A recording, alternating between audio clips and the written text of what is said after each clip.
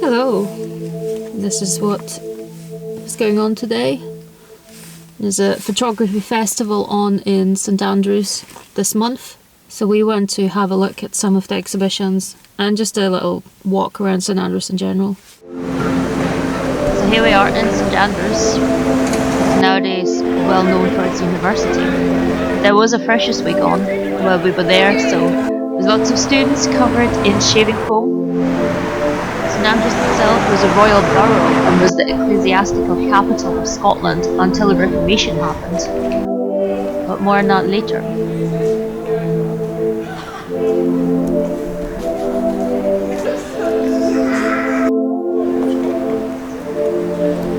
We were initially walking around the town and then decided to go into the Church of the Holy Trinity. Church originally stood in a different spot. It was originally close to the southeast gable of St Andrews Cathedral. It would have been built around 1144. However, between 1410 and 1412 the church was moved to the site it is now. It doesn't look the same anymore though, because there has been substantial rebuilding and reconstruction done to it. Some of it happened between 1798 and 1800, and another reconstruction was done between 1907 and 1909. Only the northwestern tower and spire with parts of the arcade arches were retained.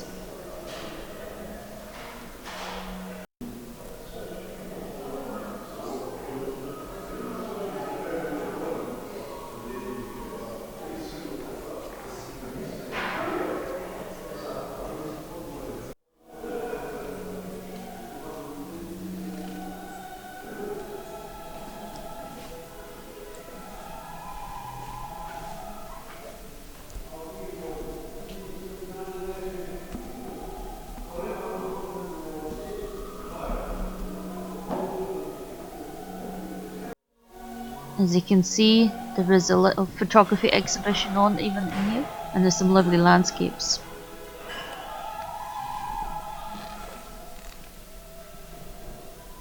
Now this church, you could consider it historically significant for its connection to John Knox. He was thought to have studied at the University of St Andrews. He became one of the main driving forces of the Scottish Reformation. In 1547 he was arrested. After many years in exile, he returned to Scotland and started preaching again. On the 4th of June 1559, he held a particularly inflammatory sermon, which led to a riotous mob marching on the cathedral. They stripped the cathedral of its interior, and as a result, St Andrews was stripped of its ecclesiastical status.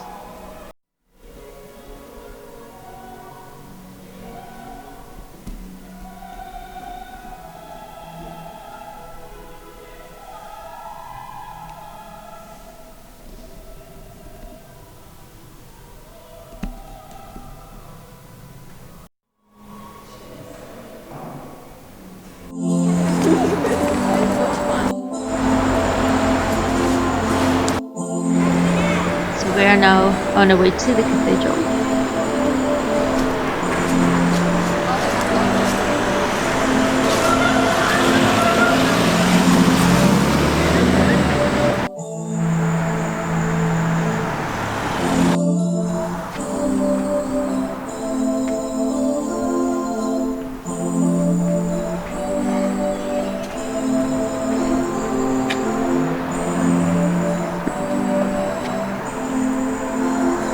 As you can see, it is a ruin, and has been for a long time.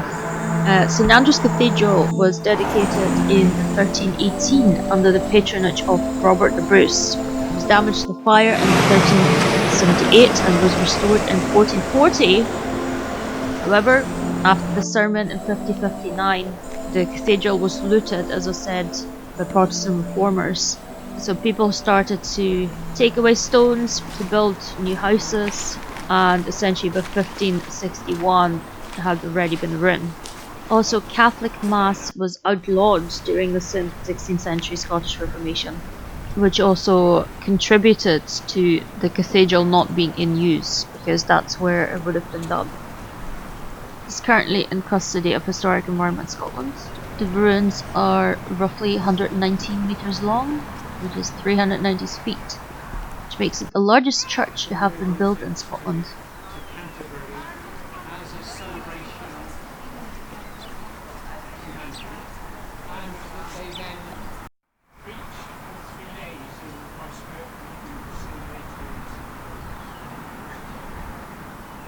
Faith and as he saw idolatry of the idols and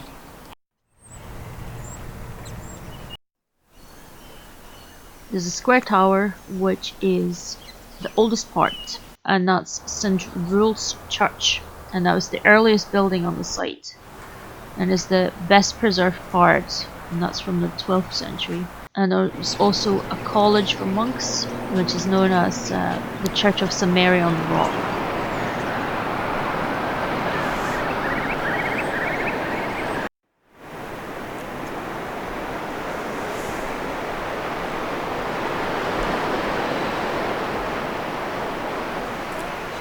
And you can see St Andrew's Castle in the distance there. It's unclear when the castle was built, but it changed hands frequently during the Scottish Wars of Independence in the late 13th and early 14th centuries. It was the birthplace of James III and was in the 15th century used as a prison, and quite a notorious one. So there's a gruesome story connected to it.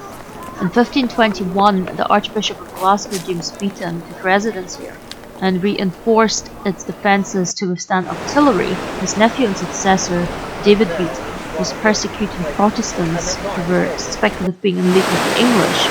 He imprisoned George Wishart, a Protestant preacher, in 1546 and had him burned at the stake. However, Wishart's friends snuck into the castle disguised as stonemasons and killed the castle garrisons before killing Beaton in his bed, and they hung his body from the window.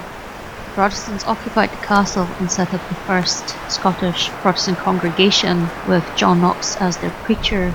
They were eventually forced to surrender, and John Knox was sentenced to rowing at the galleys and exile. As I said earlier, he then returned for the fateful sermon in 1559. And we're back at the university.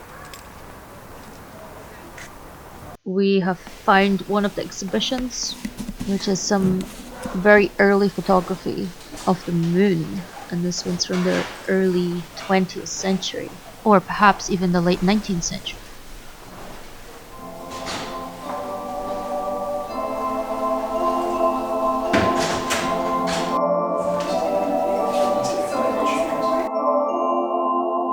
Now we've run into a problem that we don't usually experience because we took the car to St Andrews.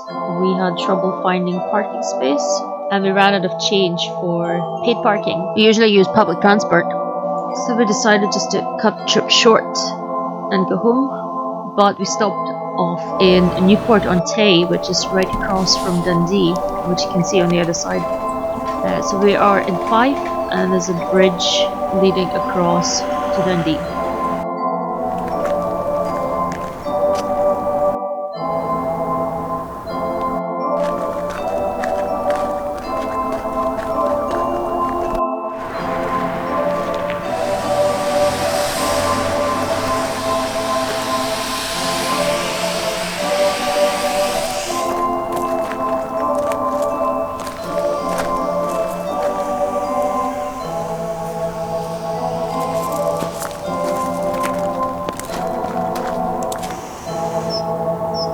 There's a little town of Dundee, the peculiar building that is the Victorian Albert Museum, and it's a design museum. You can also see Dundee Law right behind the Victorian Albert Museum.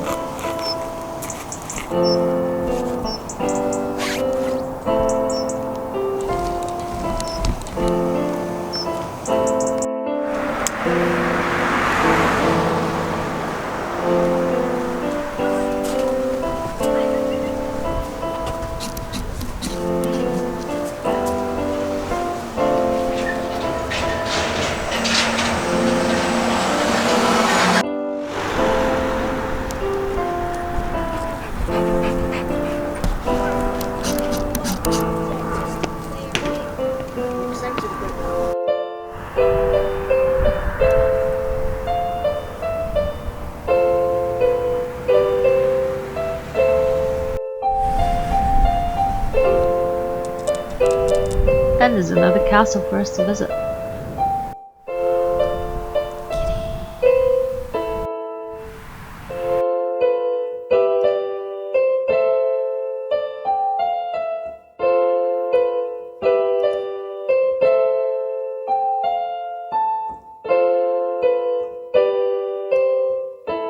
And that is again the Victoria and Albert Museum.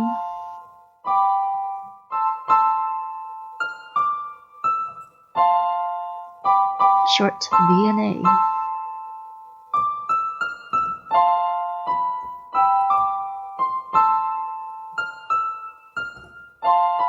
And we are almost home.